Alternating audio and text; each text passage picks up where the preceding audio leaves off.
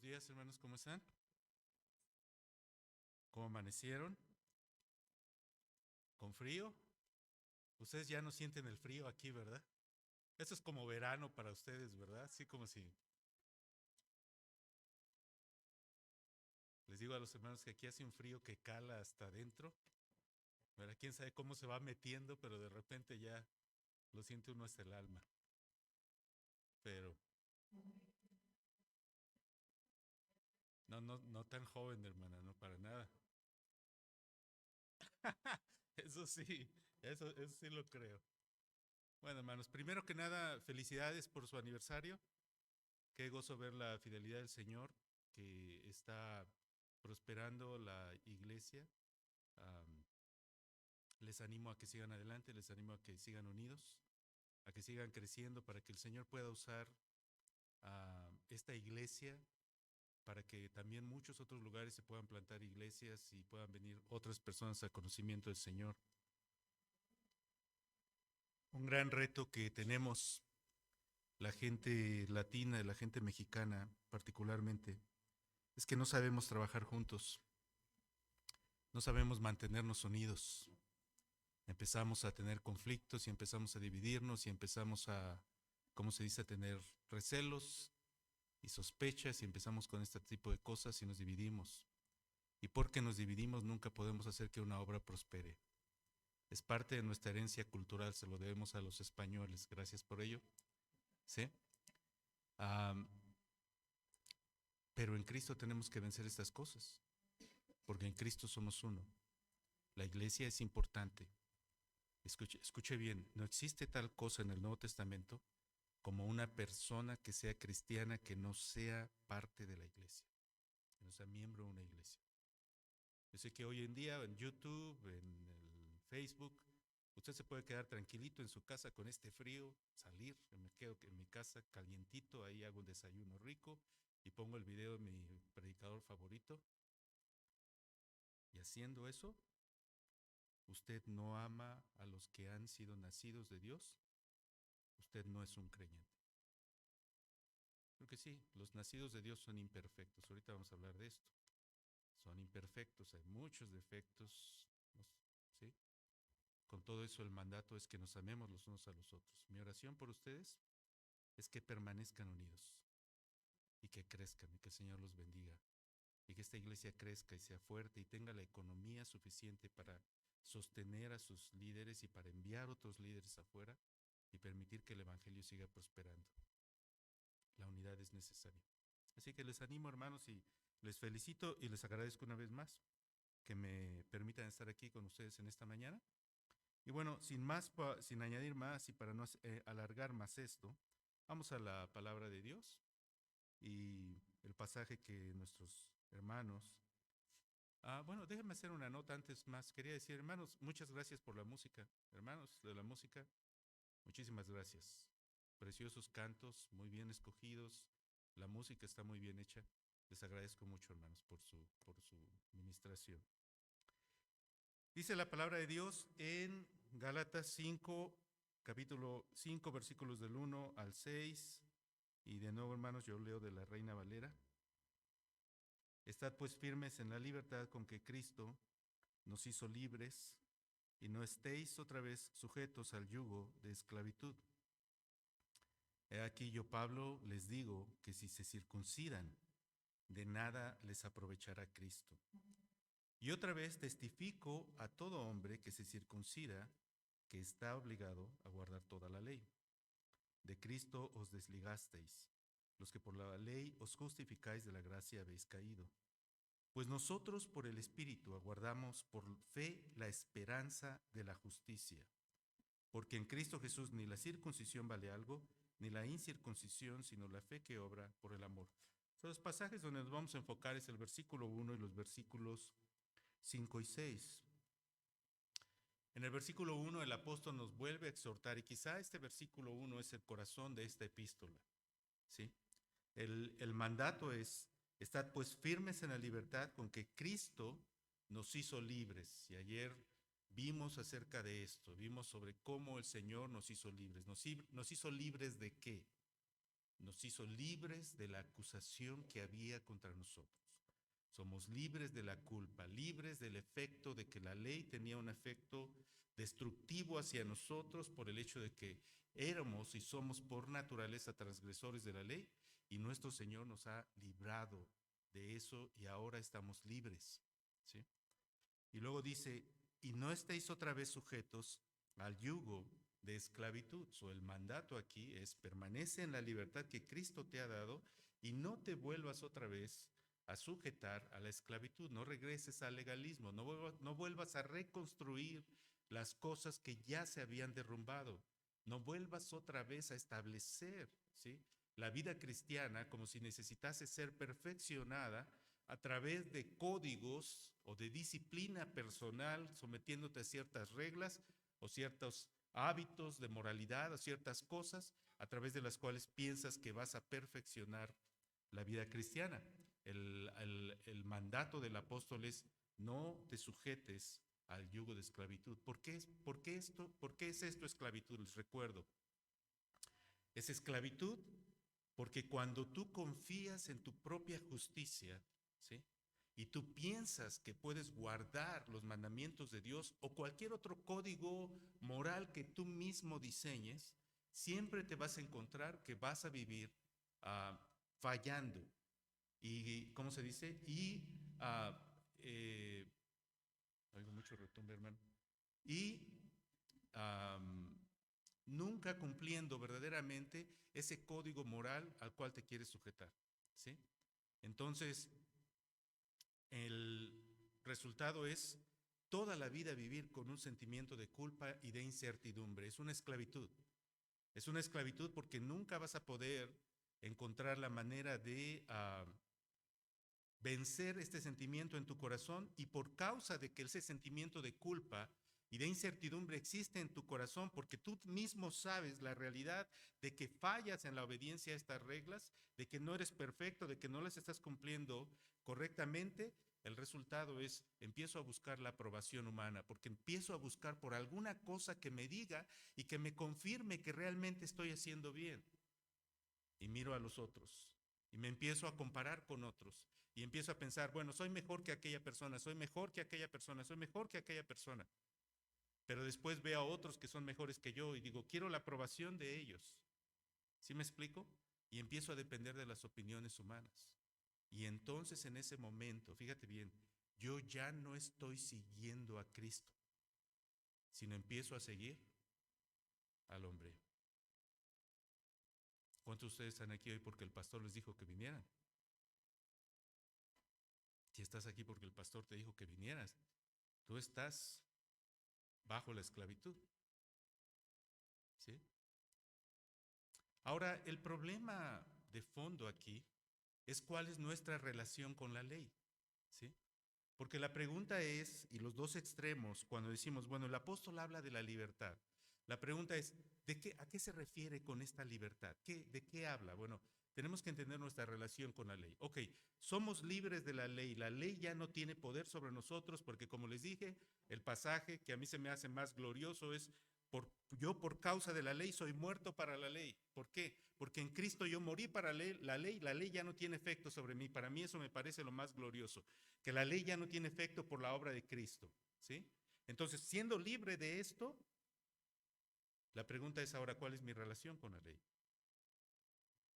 Es libertad decir, ok, ya soy libre, ya no tengo nada que cumplir. Porque dice el apóstol por ahí en uno de los pasajes que no uses tu libertad como una ocasión para la carne, ¿sí? Ahora, ¿somos libres? ¿Significa que los mandamientos ya no aplican a nosotros? ¿Significa que la ley de Dios ya no aplica? ¿Significa que esto ya no es algo necesario para nosotros guardar? Algunas personas entienden esto. Algunas personas entienden que nuestra libertad significa que ya no tenemos la responsabilidad de guardar los mandamientos de Dios. Entonces, ves este tipo de doctrinas extrañas donde se piensa que si yo soy un creyente ya no importa lo que haga. ¿Sí me explico? Y estas doctrinas no pueden ser bíblicas en ningún sentido, ¿no? Si alguien dice, bueno, yo confesé a Jesucristo como mi Salvador, pero si tu vida no obedeces los mandamientos de Dios, algo está mal, algo no está bien. ¿Sí me explico?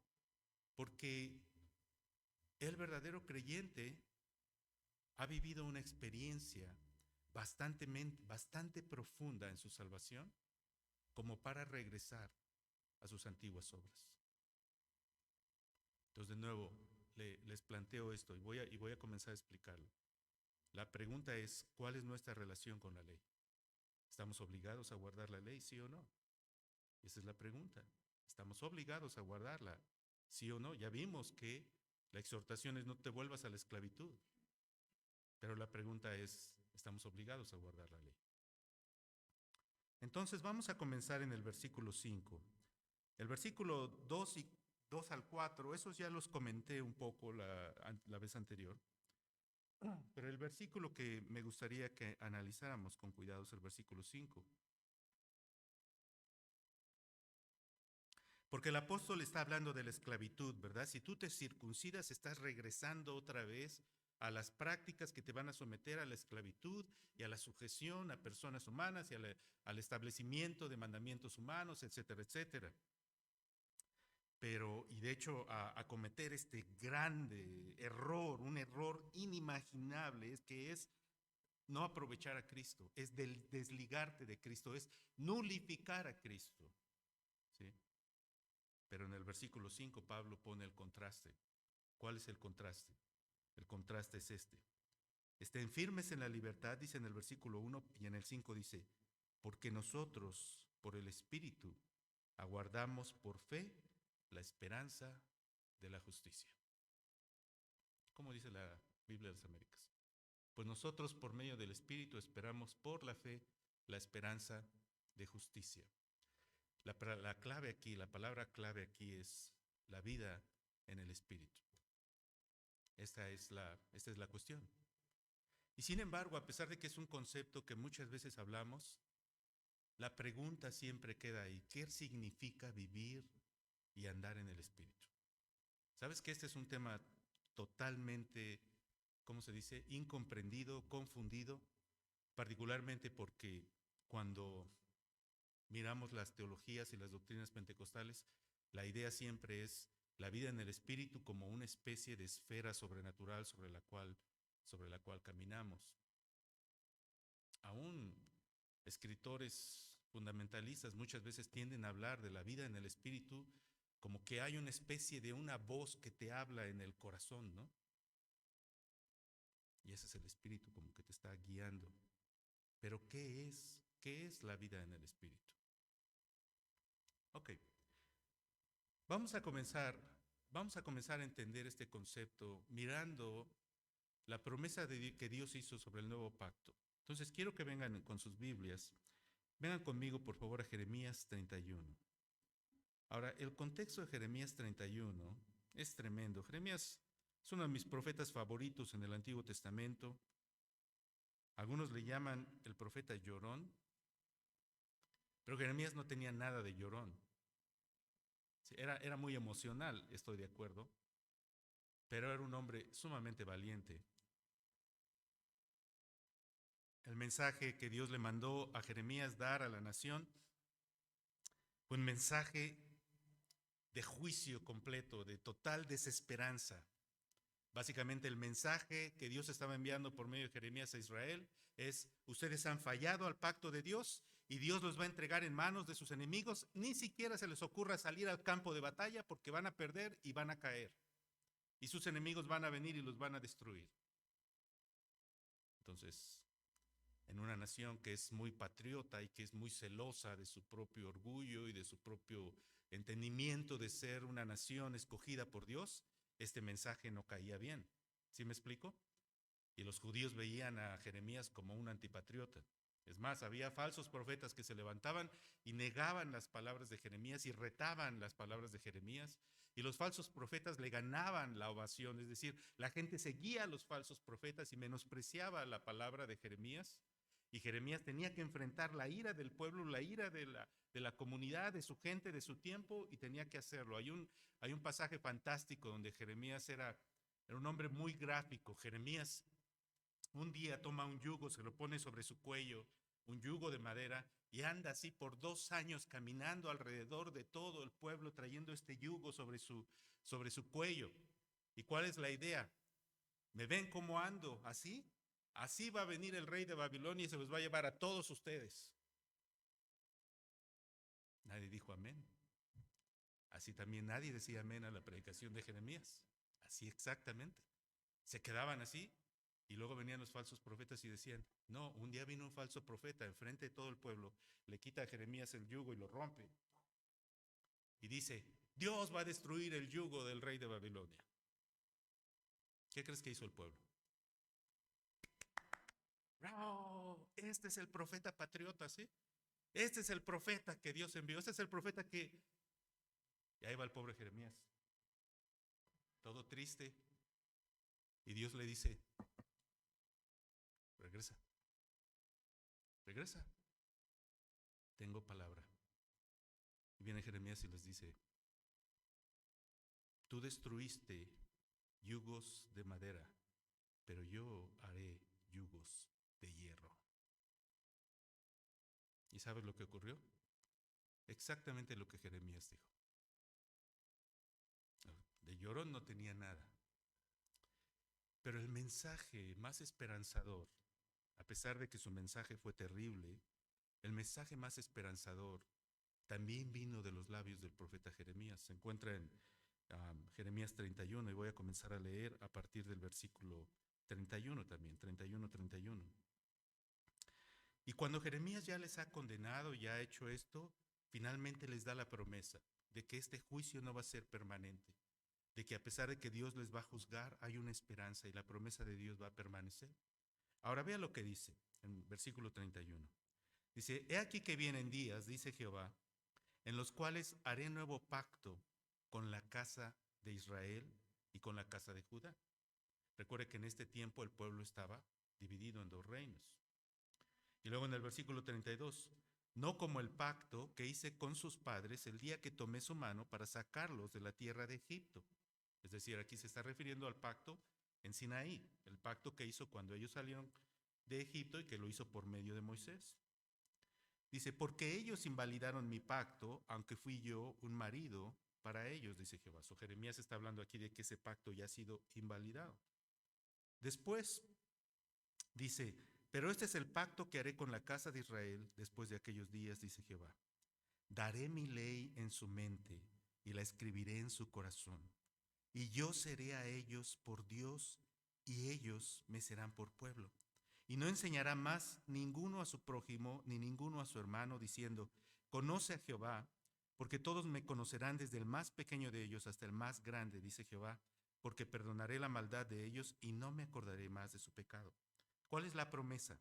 La promesa es, daré mi ley en su mente y la escribiré en su corazón. ¿Recuerdan lo que les expliqué anoche sobre por qué es muy difícil para nosotros obedecer la ley de Dios perfectamente? La razón es que en nuestro corazón no amamos a Dios. Aunque hagamos el esfuerzo externo de obedecer los mandamientos de Dios, nuestro corazón no ama verdaderamente a Dios. La promesa del nuevo pacto es que Dios va a sembrar en el corazón un nuevo deseo.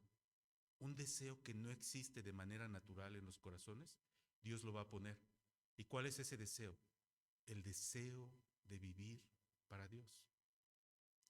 Hay otro pasaje interesante. Vengan conmigo al libro de Ezequiel. Déjenme ver si lo podemos encontrar. En el capítulo 36.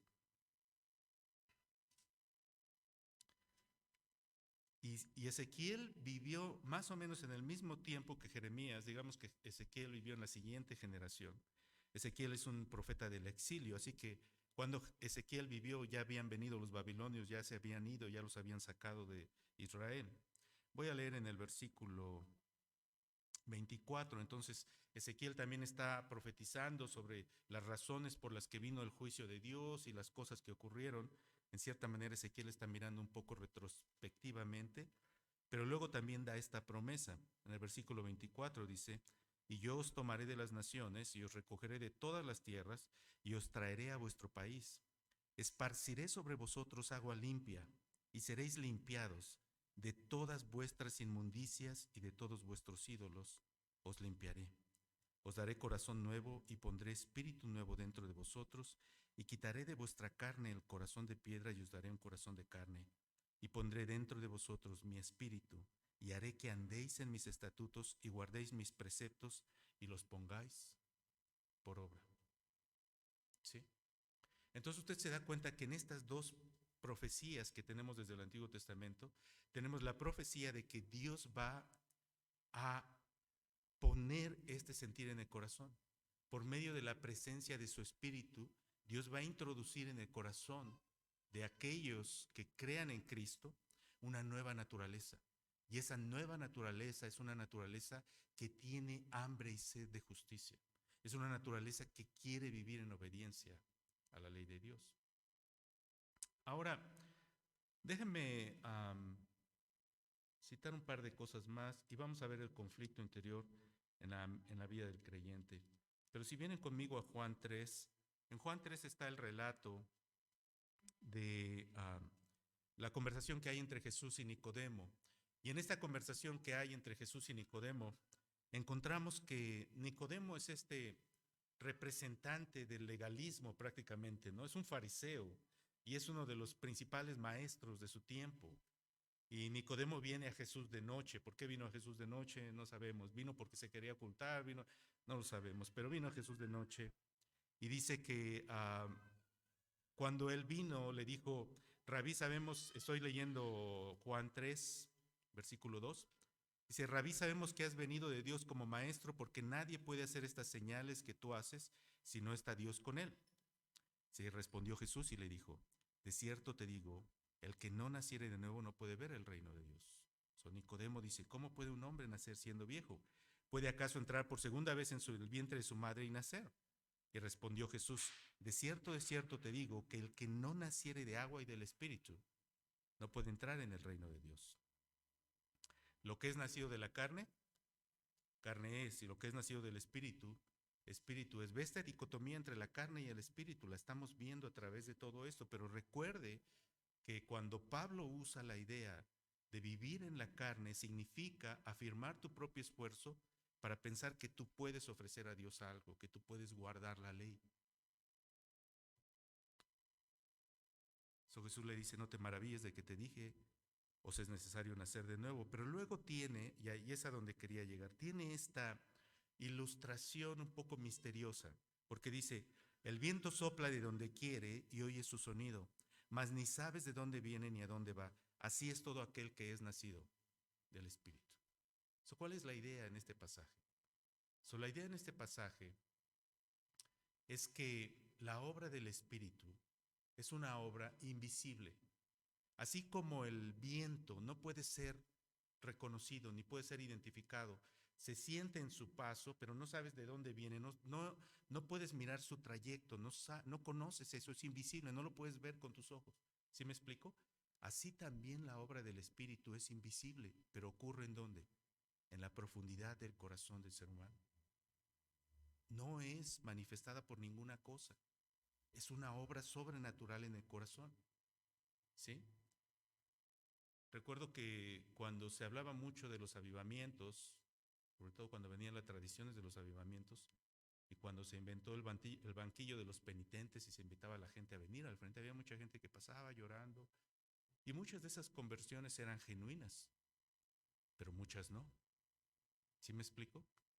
Así que a veces puedes ver a una persona que parece como que está mostrando señales de verdaderamente tener fe, pero no, ¿cómo se dice? Pero realmente no, esa obra no existe ahí.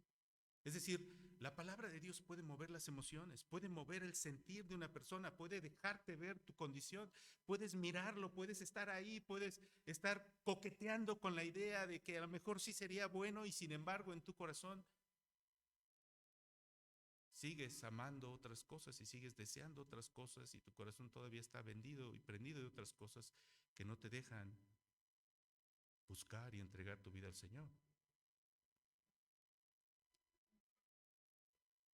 El nuevo nacimiento es una obra invisible, es una obra sobrenatural. No lo hace el hombre, no lo haces tú, También esta enseñanza de que el nuevo nacimiento ocurre cuando yo decido seguir a Cristo. Falso. Tú decides seguir a Cristo porque el Espíritu ya ha obrado en tu corazón. ¿Sí? Entonces, es una obra invisible. No sé si me explico. No ocurre a nuestra voluntad, ocurre bajo la voluntad de Dios. ¿Sí? Pero es una cirugía divina. Ahora, vamos a regresar a Gálatas y les voy a mostrar un pasaje más. Déjenme entrar a las cuestiones prácticas, ¿ok? Porque dice entonces Pablo, de nuevo, regresando al versículo 5 del capítulo 5, dice, pues nosotros por el Espíritu aguardamos por fe la esperanza de la justicia. La idea es, de nuevo, la vida en el Espíritu. Pero el problema es, hermanos, y quiero que vengan y vamos a ver el libro de Romanos en el capítulo 7, no existe mejor manera de entender esto, me parece, que entender estos pasajes.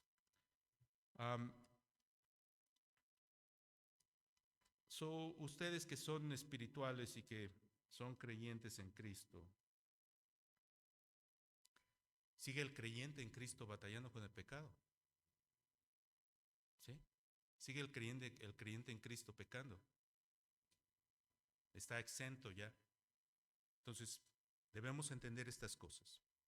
Cuando nosotros somos justificados en el momento de que nos unimos a Cristo, y cuando ocurre este intercambio que les he estado hablando, que yo reconozco que Cristo llevó mis pecados y yo me visto de su vida justa, y cuando ocurre este intercambio divino, que yo pongo mi fe en Él, la ley ya no me acusa, soy justificado, fíjese bien, soy declarado legalmente justo ante Dios. No soy ni inocente, que no soy inocente, ni tampoco soy hecho justo. Hay una diferencia entre estas dos cosas. Soy declarado justo, no soy hecho justo. ¿Qué significa? Que a pesar de que ahora, estando unido a Cristo, ya no hay condenación, el pecado sigue morando en mí. Y aquí es donde está el problema. ¿Sí? Aquí es donde está el problema. Porque ese es precisamente este problema, de que el pecado sigue morando en mí, lo que muchas veces me empuja al legalismo. ¿Por qué? Porque quiero encontrar una manera de cómo puedo controlar estos hábitos pecaminosos que siguen presentes en mi vida y estoy tratando de lidiar y de minimizarlos, y entonces recurro de nuevo a las viejas fórmulas. ¿Y cuáles son las viejas fórmulas? Las reglas, la sujeción a mandamientos, a disciplinas, a cuestiones que tengo que hacer. Y de hecho, muchas veces, mis hermanos, cuando predicamos, los predicadores, no le hacemos un favor a nuestra congregación, porque muchas veces nuestra predicación es totalmente moralista.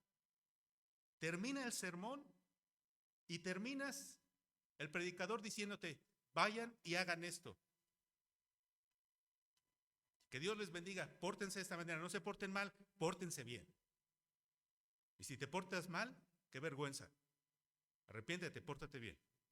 ¿Qué fue eso? Mensaje moralista. Porque ¿cuál es la pregunta que está en el corazón del creyente? ¿Cuál es la pregunta? ¿Cuál es la pregunta? La pregunta es, ¿sabe cuál es la pregunta? Nadie sabe. ¿No? Si voy y les digo, hermanos, pórtense bien, ¿ya están contentos con eso? ¿Sabes cuál es la pregunta? La pregunta es, ¿cómo? Pastor, tengo estas luchas con estos hábitos pecaminosos en mi vida. No puedo dejar, ¿sí? No puedo dejar estas cuestiones. He tratado, he luchado, ¿sí? He determinado, he hecho estas cosas y sin embargo vuelvo a recurrir. Vean Romanos 7. La vida de muchos de nosotros refleja lo que Pablo describió en Romanos 7. Por ejemplo, en el versículo 7 dice, ¿qué pues diremos? La ley es pecado en ninguna manera, pero yo no conocí el pecado sino por la ley, porque tampoco conociera la codicia, si la ley no dijera no codiciarás. Mas el pecado, tomando ocasión por el mandamiento, produjo en mí toda codicia. Versículo 9, yo sin ley vivía en un tiempo, pero venido el mandamiento, el pecado revivió y yo morí. Y hallé que el mismo mandamiento que era para vida, a mí me resultó para muerte, porque el pecado, tomando ocasión por el mandamiento, me engañó. Vea el versículo 13, luego lo que es bueno vino a ser muerte para mí en ninguna manera, porque sino que el pecado, para mostrarse pecado, produjo en mí la muerte por medio de lo que es bueno. Versículo 14, porque sabemos que la ley es espiritual, mas yo soy carnal, vendido al pecado. Porque lo que hago no lo entiendo, pues no hago lo que quiero, sino lo que aborrezco, eso hago. Y si lo que no quiero esto hago, apruebo que la ley es buena. Y yo sé que en mí, esto es en mi carne, no mora el bien, porque el querer el bien está en mí, pero no el hacerlo. Y luego dice, miserable de mí, ¿quién me librará de este cuerpo de muerte?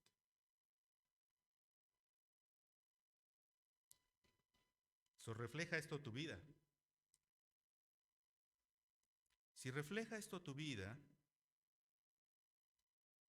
pues hay varias posturas respecto a este pasaje. ¿Está hablando Pablo de una persona creyente o está hablando Pablo de una persona no creyente? Algunos piensan que Pablo aquí está hablando de un creyente porque el creyente vive este conflicto. Todo creyente tiene este conflicto, ¿sí? Pero el problema es que Pablo está describiendo aquí a alguien que está viviendo según la carne.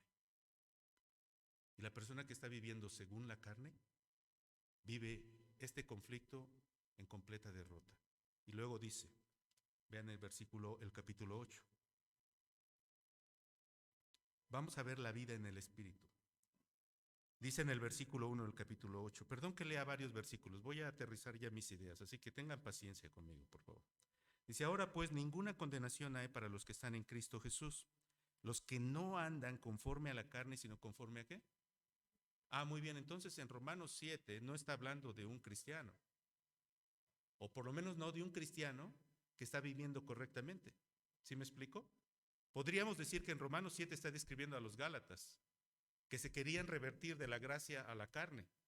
Y cuando te reviertes de la gracia a la carne, estás en este conflicto. Ahora todos tenemos este conflicto. ¿No lo tienes en tu corazón? Si lo tienes en tu corazón, está ahí, ¿sí? Pero está describiendo eso. Pero en el 8 dice que los que están en Cristo ya no tienen condenación y dice, los que no andan conforme a la carne, sino conforme a ¿qué? Al Espíritu. Y otra vez encontramos este mismo término y el problema con esto es la definición.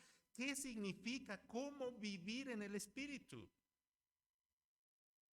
Porque en última instancia el problema del legalismo es que queremos decir, ok, ¿cómo se hace esto? Dame la fórmula. Dame el ABC, el 1, 2, 3, para que pueda seguir yo esa fórmula. Vamos a leer. Dice, porque la ley del Espíritu de vida en Cristo Jesús me ha librado de la ley del pecado y de la muerte. El Espíritu que está en nosotros nos ha librado no solamente del poder de la ley, sino aquí también dice del poder del pecado. Sí, el pecado es un poder todavía en tu corazón. Es un poder profundo y fuerte. Pero el Espíritu que Dios ha puesto en ti es un poder mucho más glorioso y más grandioso. Porque lo que era imposible para la ley, explica Pablo, por cuanto era débil por la carne, esto ya lo vimos, ¿verdad? Nosotros somos débiles, la ley es perfecta, la ley es buena, pero yo soy débil. ¿De qué me sirve la ley si yo soy débil? Me sirve solo para condenarme. Entonces Dios, sabiendo esto, envió a su Hijo en semejanza de carne de pecado, si es semejanza nuestra, y a causa del pecado condenó al pecado en la carne, para que la justicia de la ley se cumpliese en nosotros, que no andamos conforme a la carne, sino conforme. Entonces el creyente es aquel que ha confiado en la obra de Cristo, que ha sido justificado y por tanto la vida del Espíritu está en él. Esta cirugía divina en la cual Dios ha introducido en ese corazón un elemento extraño que antes no existía. ¿Cuál es este elemento? El hambre y sed de justicia.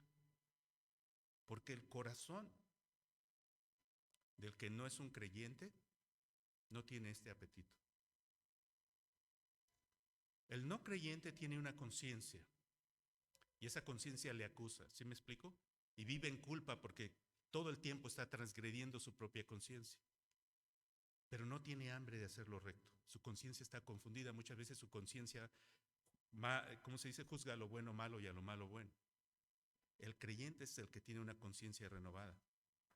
Y al tener esta conciencia renovada, ¿sí? El creyente está teniendo hambre de justicia. ¿Por qué? Porque el Espíritu de Dios puso este deseo en su corazón. Era algo extraño, pero cuando viniste a Cristo, el Espíritu lo puso ahí. Es la vida en el Espíritu, es la naturaleza divina. Luego sigo leyendo. Porque los que son de la carne piensan o se ocupan en las cosas de la carne, pero los que son del Espíritu en las cosas del Espíritu. Porque el ocuparse de la carne es muerte, pero el ocuparse del Espíritu es vida y paz. Ahora fíjate bien que aquí nos dio una clave porque dice, los que son de la carne, dice, piensan.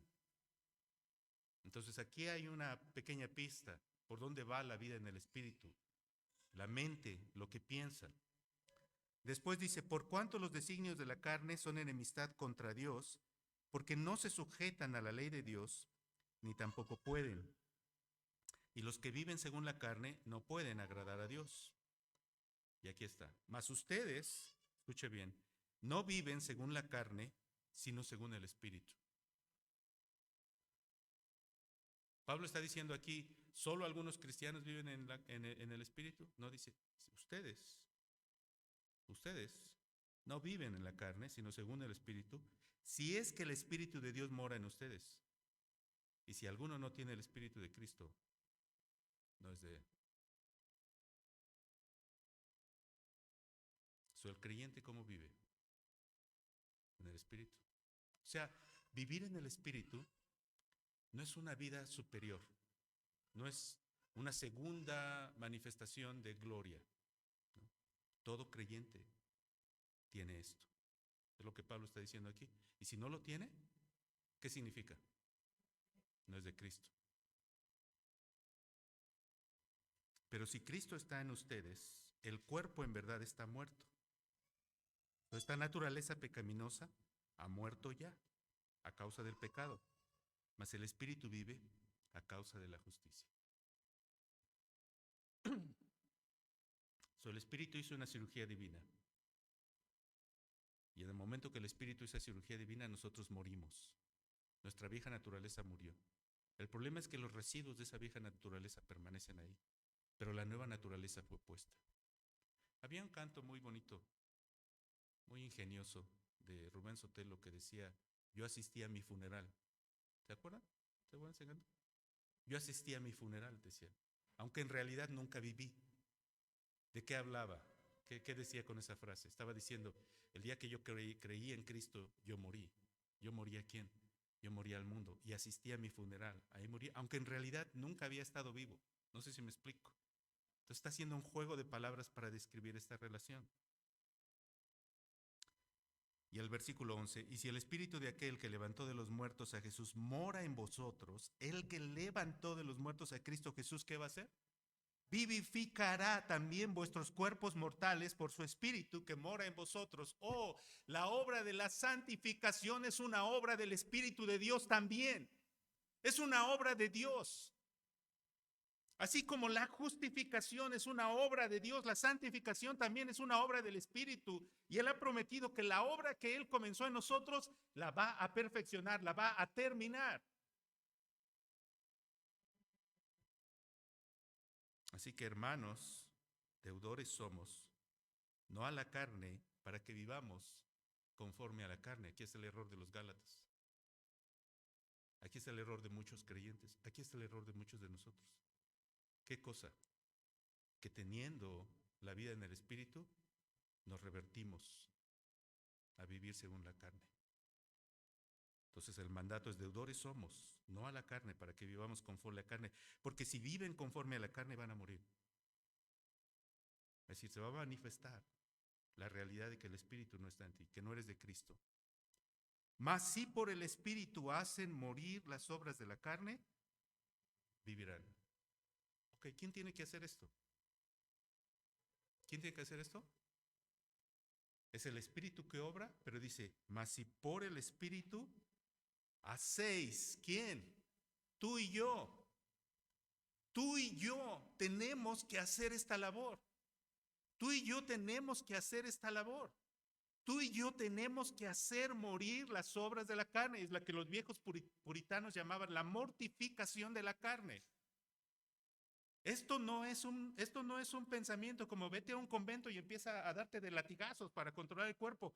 Por más latigazos que te des, vas a seguir siendo igual de pecador. ¿Sí? ¿Qué significa esto? O sea, estas expresiones muchas veces son malentendidas.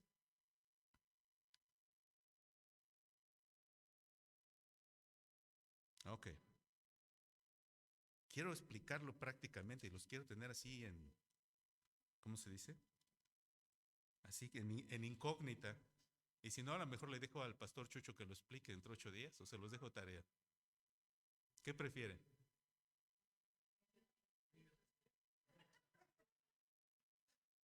¿Se los dejo de tarea? Hagan una investigación. ¿Cómo puedo vivir en el Espíritu? Vayan a Gálatas. Déjenme proponerles un par de cosas. ¿Ok? El Espíritu está en ti. El Espíritu está en ti. Si tú estás en Cristo, el Espíritu está en ti. Hay una frase al final del versículo 6, 5, 6, capítulo 5, 6, dice, porque nosotros por el Espíritu aguardamos por fe.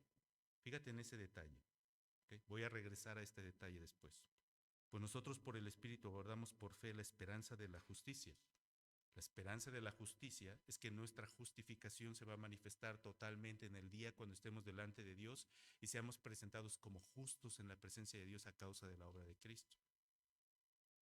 Pero luego dice, porque en Cristo Jesús ni la circuncisión vale algo, ni la incircuncisión, sino que la fe que obra, ¿por qué? La fe que obra, ¿por qué? La fe que obra, a ver, los quiero escuchar a todos, la fe que obra, ¿por qué? Por el amor. La fe que obra por el amor. El creyente en Cristo sigue guardando los mandamientos de la ley de Dios, pero no lo hace ya como un intento de perfeccionar su salvación o de agradar a Dios. No puedes agradar más a Dios de lo que Cristo lo agradó. Y cuando tú estás en Cristo, Dios está agradado de ti porque Cristo está en ti. No puedes hacer eso, pero lo que sí puedes hacer es entender el gran amor que Dios ha tenido para contigo y la gracia con la cual Él te ha rescatado y con la cual Él te ha salvado y con la cual Él te ha comprado y cómo tú merecías la condenación y Dios mismo descendió a este mundo para dar su vida por ti. Y si tú puedes vivir cada día recordando la gloria de este mensaje para que tu corazón sea movido por amor y cuando te levantes en la mañana digas, voy a vivir en obediencia a los mandamientos de Dios. ¿Por qué? Porque amo a Cristo.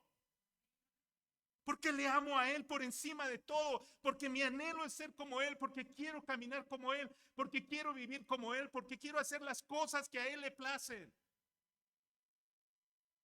Que estoy movido por amor. ¿Y cómo produzco este amor en mi corazón? ¿Cómo lo hago? ¿Cómo? Vive recordando cada día el Evangelio. Mira que se nos enseñó, yo me acuerdo cuando, hace años atrás, que se nos enseñó que el Evangelio eran 4 leyes. Está bien, no voy a criticar eso. A muchos a través de eso conocimos al Señor. ¿Sí? Pero el problema es que se nos enseñó esto. El Evangelio son ciertas verdades que tienes que entender. ¿Sí? Tienes que aceptarlas, tienes que creerlas. Y una vez que ya aceptaste y creíste en el Evangelio, ¿qué tienes que hacer? Pues ahora tienes que moverte a aprender cosas más importantes, cosas más profundas. El Evangelio ya es muy superficial. No sé si me explico. Ya es muy superficial. Ahora vete al seminario y aprende griego, aprende esto y empieza a sacar y empieza a hacer sus estudios y empieza a aprender cosas que son más importantes porque el Evangelio ya es muy básico. Ahí está el problema. El Evangelio es el centro de todo. Cristo es el centro de todo. El centro de la escritura, de la revelación de Dios y de toda la eternidad. El hermano Sam leyó al principio el pasaje de la adoración celestial cuando los ancianos están adorando en el trono de Dios. ¿Sabes qué va a venir después en ese pasaje? ¿Sabes qué va a venir después en esa narrativa? Que Juan comienza a llorar. ¿Por qué? Porque está el libro de los sellos, la redención de la creación está ahí y nadie es capaz de abrir ese libro de los sellos porque en toda la creación no hay un solo ser que sea digno de abrir ese libro. Y Juan está llorando y viene un ángel y le dice, no llores, porque aquí está el león de la tribu de Judá, la raíz de David, él es digno y él ha abierto el libro y entonces él viene y abre los libros y entonces toda la creación Toda la creación se reúne alrededor del Cordero y comienzan a decir, gloria al Cordero, al que nos compró con su sangre y nos hizo reyes y sacerdotes para nuestro Dios. Él es el centro de todo. Él es el centro de todas las cosas. El Evangelio es Cristo. Vive tu vida cada día recordando la obra que Dios hizo por ti. Para que obedezcas los mandamientos de Dios por amor. ¿Sabes qué? Cuando alguien entiende la libertad que tenemos en Cristo como una ocasión para la carne, esa persona te está revelando que en su corazón no está el Espíritu de Dios. Porque un pecador que ha entendido su pecado y la gran misericordia de Dios no puede levantarse para seguir viviendo igual. Puede luchar, puede caer, puede estar en lucha, en dificultad contra sus propios hábitos pecaminosos, pero no puede seguir su misma vida. ¿Sí me explico? Porque el creyente verdadero obra por amor a Cristo. ¿Tenemos que seguir guardando la ley de Dios? Absolutamente. Pero no la guardamos, ¿sí?, como una forma de perfeccionarnos, sino como el fruto de nuestra justicia, de nuestro amor. Mira lo que dice, ahora vas a entender mejor, cuando dice en el versículo 16, digo pues, dice, andad en el Espíritu y no satisfagáis los deseos de la carne. Pablo sabe que en el creyente existe este peligro, que en el corazón del creyente existe el peligro de ¿qué? De revertirse, ¿sí?, a las cuestiones de la carne. Y Pablo dice, permanece en el Espíritu, ¿sí? Y luego dice, porque el deseo de la carne es contra el Espíritu y el Espíritu contra la carne.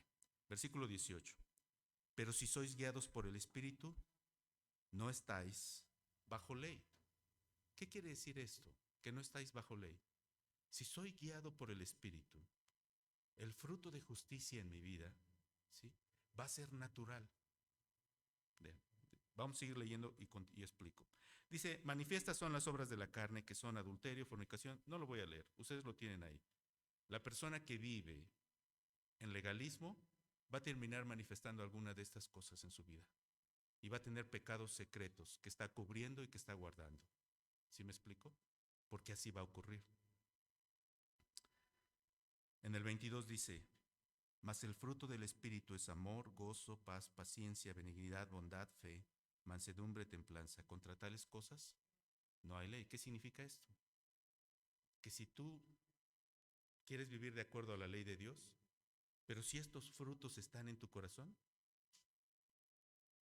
tú estás por encima. ¿Por qué? Porque si en tu corazón hay amor, el amor es el cumplimiento de la ley.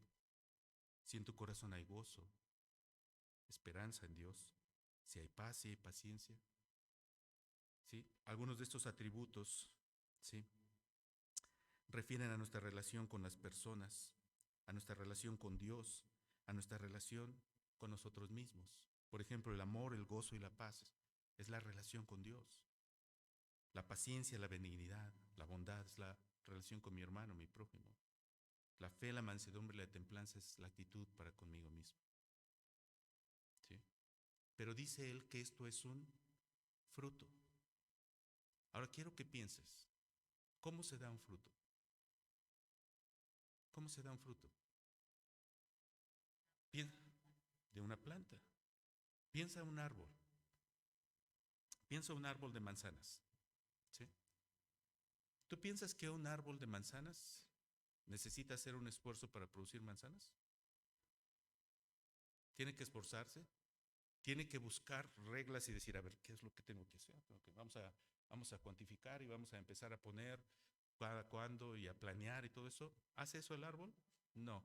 ¿Qué es lo único que el árbol necesita para producir manzanas? Necesita los nutrientes necesarios para hacerlo, para vivir. Las cosas que naturalmente necesita para su subsistencia. Humedad, agua, luz y nutrientes en la tierra. Y si tiene esas tres cosas, el fruto en su vida se va a dar de manera natural. Esto es como la vida en el Espíritu se manifiesta en el creyente. es un resultado natural, normal, de la manera como nosotros vivimos con Cristo, de la manera como nosotros vivimos el Evangelio día a día, de la manera como nosotros vivimos aplicando esto a nuestro corazón. Recuerda, ¿por qué? ¿Por qué tengo que ser humilde? ¿Por qué tengo que ser obediente? ¿Por qué tengo que amar a mi esposa? ¿Por qué tengo que sujetarme a mi esposo? ¿Por qué tengo que leer la Escritura? ¿Por qué tengo que congregarme en la iglesia? ¿Por qué tengo que sujetarme a mis pastores? ¿Por qué tengo que hacer todas estas cosas? ¿Cuál es la razón? ¿Cuál es el propósito? ¿Cuál es el sentido? Porque amo a Cristo. Porque Cristo me amó y dio su vida por mí. Y si haces esto, tu corazón siempre va a vivir la gloria del gozo de estar con Cristo. ¿Sabes que el apóstol Pablo escribió la epístola a los Filipenses y la epístola a los Filipenses es la epístola del gozo? ¿Sí? Es la epístola del gozo. ¿Sabes cuántas veces dice Pablo gozaos o regocijaos en Filipenses? Como unas 10 en el lapso de 4 capítulos. ¿Sí? Ahora, pregunta, ¿dónde está Pablo? ¿Desde dónde está escribiendo la carta a los Filipenses? Está en la cárcel. ¿Sí?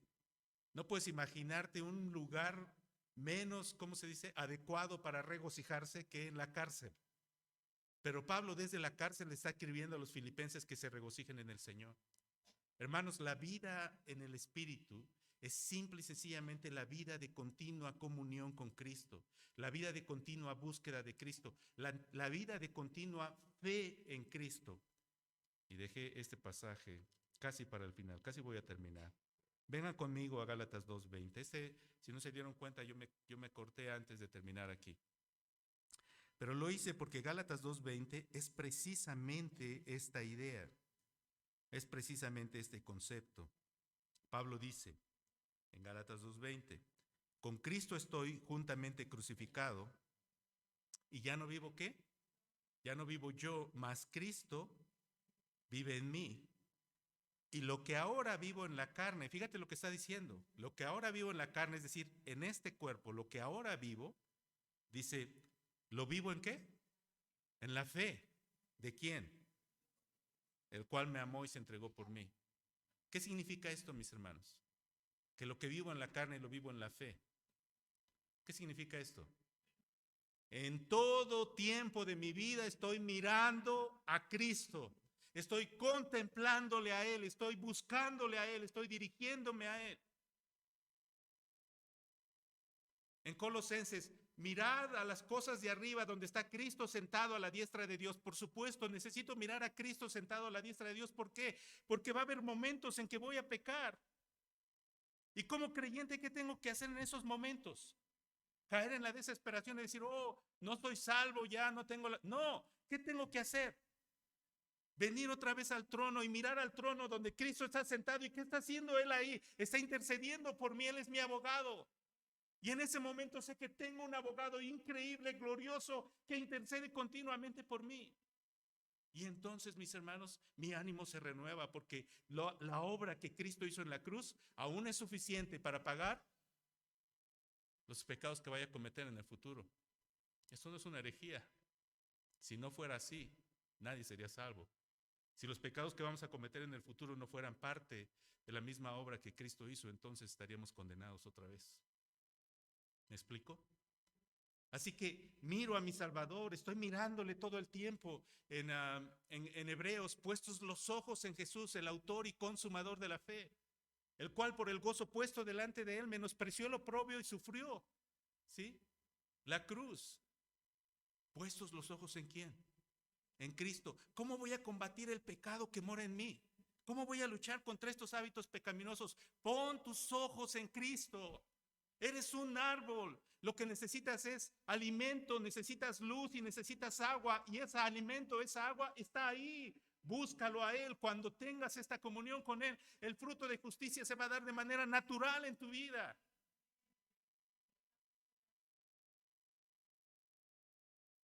Hay una ilustración preciosa. Los apóstoles entran en el mar de Galilea en una barca, ¿no? Y el mar de Galilea es un mar, según entiendo, que por los vientos de repente es medio traicionero. Lo puedes ver calmado y de repente te metes y se suelta una gran tormenta, una gran tempestad. Pero Cristo no está con ellos, el Señor no está con ellos. Así que están luchando contra la tempestad, hay una tempestad tremenda, y están espantados por la tempestad. Pero de repente a la distancia ven una figura sobre el agua. Y primero piensan que es un fantasma y están espantados porque es un fantasma. Hasta que después la figura se aparece un poco más nítida y dicen, oh, es el Señor. ¿Sí? Y están en duda, ¿es el Señor o no es el Señor? Y Pedro le dice, Señor, si eres tú, ¿qué le dice? Déjame ir allá. ¿Y qué le dice el Señor? Y se ven. Ahora ya nos damos cuenta que Pedro no tendía a pensar, era impulsivo. No se detenía a pensar, ¿verdad? Sí, impulsivo. El Señor le dijo, ven, ¿qué hizo? Fue. ¿No? No lo pensó. Yo no sé si yo hubiera hecho eso, hermanos, les digo honestamente. Si el Señor me dice, Señor, ¿no te das cuenta que está la tormenta? Así soy de incrédulo. Pero Pedro brincó. ¿Sí? Y brincó y fue. Y comenzó a caminar sobre el agua. Wow. Pero de repente comenzó a pensar, algo extraño está ocurriendo, algo que está fuera de lo normal. ¿Qué cosa es? Estoy caminando sobre el agua. Y en un momento, fíjese bien, porque así es en nuestra vida, en una fracción de segundo, en un instante, ¿qué hizo? Quitó los ojos del Señor y se comenzó a hundir. ¿Te estás hundiendo, mi hermano? ¿Te estás hundiendo en este momento? ¿Tu vida espiritual está decreciendo? ¿Tu ánimo y tu gozo por Cristo están muertos? Ya nada más estás pensando en el cinismo y que todos son hipócritas y que todos los problemas que hay y que tantas situaciones, y tu corazón está ya lleno de estas cosas. ¿Sabes por qué es? Que tus ojos no están en Cristo. Porque los quitaste. Te estás hundiendo. No tienes que hundirte. No te hundas. Clama a tu Señor. Pedro le dijo, Señor, sálvame. ¿Y sabes lo que el Señor hizo? Cuánta ternura, cuánta misericordia, cuánta paciencia, cuánta bondad. Vino y tomó a Pedro de la mano. Le dijo, hombre, ¿por qué dudaste? Y lo salvó. Yo creo que tal vez hoy el Señor tiene que rescatar a algunos de nosotros, porque hemos quitado nuestra vista del Señor. Nuestro corazón, queridos hermanos, ya voy a terminar. Yo sé que están inquietos los niños, pero voy a terminar ya. Nuestro corazón es incrédulo por naturaleza. ¿Sí me explico? El Señor nos dice, ya no hay más condenación. Pero ¿sabes qué sentimos nosotros en nuestro corazón? Condenación. ¿Sí? Seguimos sintiendo en nuestro corazón condenación. Y en nuestro corazón no creemos esto. No creemos que ahora somos hijos. No creemos que ahora somos amados. No creemos que ahora somos aceptados. Dudamos de esto. ¿Sí? Y volvemos a tratar de construir obras con las cuales probarnos que realmente nosotros estamos bien con Dios. No necesitas hacer esto. Mira a Cristo. Pon tus ojos en Él. Deja, ¿sí?, que el Señor, ¿sí?, sea la motivación principal en tu vida. Esto es lo que es vivir la vida cristiana. Cuando Pablo dijo, lo que ahora vivo, lo vivo en la fe y que Cristo vive en mí, significa que todo lo que hago, y cuando digo todo, hermanos, estoy diciendo todo, lo hago por amor a Cristo. Hermano, le toca barrer la iglesia después de la comida. ¿Por qué vas a barrer la iglesia después de la comida? ¿Porque te mandaron los pastores? ¿O lo vas a hacer por amor a Cristo? Porque a través de esto voy a servir al cuerpo de Cristo. Todo. Mañana cuando vayas a trabajar y estés trabajando en la oficina, en el campo, en lo que hagas, y estés ahí en tu trabajo, ¿por qué razón vas a hacer eso? ¿Por quedar bien con tu patrón? ¿Por servir al ojo? ¿Por servir al hombre? No, lo vas a hacer ¿por quién? Por amor a Cristo. Vivir en el Espíritu es vivir mirando a Cristo. ¿Sabes que vivir en el Espíritu, sabes que el Espíritu Santo no es la meta del Espíritu Santo es glorificar a Cristo? ¿Entiendes eso? El Espíritu Santo no vino para traer atención a sí mismo. Es una persona sumamente humilde. Su ministerio es secreto, invisible, oculto en los corazones de las personas. Y su meta es que tu corazón glorifique a Cristo. Esa es la obra del Espíritu. Entonces, ¿cómo vas a vivir en el Espíritu? ¿Cómo va a haber amor en tu corazón? ¿Cómo va a haber paciencia? ¿Cómo va a haber dominio propio? ¿Cómo va a haber mansedumbre? ¿Cómo se van a manifestar estas cosas en tu vida? Cuando estés mirando a Cristo todo el tiempo. Amén. Amén. Vamos a orar. Señor, te agradezco por tu misericordia. Gracias por darme la oportunidad de compartir con mis hermanos, Señor, en esta mañana. Te pedimos, Padre, que nos des gracia para poder entender la libertad a la cual nos has llamado. Esta libertad, Padre, a través de la cual tu Espíritu ha operado ya en nuestro corazón. Y en nuestro corazón existe de manera natural un hambre de justicia. Ayúdanos, Señor, a ser sabios en la manera de que nuestra mente y nuestro corazón estén enfocados en ti, para que al hacer esto, Señor, al buscarte a través de la oración, al buscarte a través de tu palabra, porque esta es la única manera como nosotros podemos poner nuestra vista en ti. Señor, a través de esto, a través de estos medios de gracia, nuestro amor por ti crezca y que cada cosa que hagamos en nuestra vida sea motivada por el amor hacia ti. Así que ayúdanos y danos esta gracia, Señor, para que haciendo esto podamos vencer sobre los apetitos de la carne que contienden en nuestro corazón y que aún permanecen. Danos gracia y danos misericordia.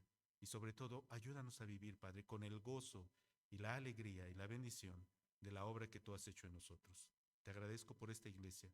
Te pido que sigas bendiciendo, Señor, a los pastores Jesús y Sam.